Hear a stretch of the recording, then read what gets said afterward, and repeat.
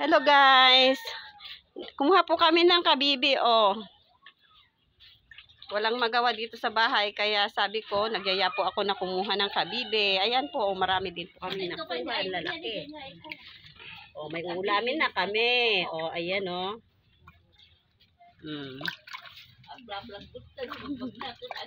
Diba guys? Ang gaganda, oh. Oh, bili na kayo. Malalaki sila, oh. Ang ganda. Yan, oh.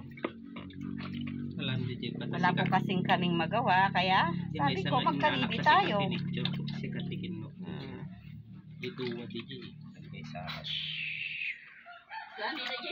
Inuhugasan po namin.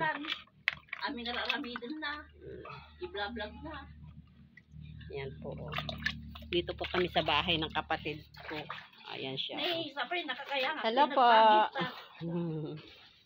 Ayan, oh, may store sila. Kaya libre kami ng merienda. May kabibi na, may merienda pa. Oh.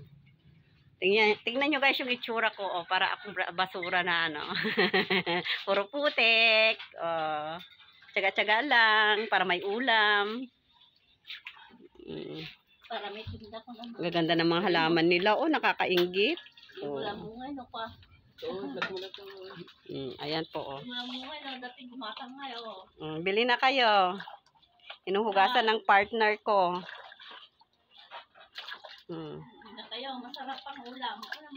Ayan, yung mga nagpapasusong ina. Yan, magandang ulamin nila para dadami yung gatas nila. Yan, masustansya po yan sa katawan. Tama.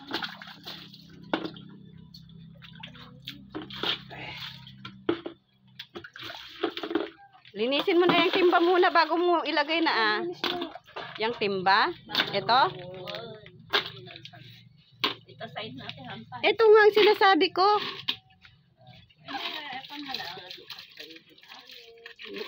Ano yan? Ayan, ipa-vlog ka doon kay mami, oh. Hello, baby. Wow, sarap naman. Okay na, mami. Oh, bless na, bless na. Mami yan.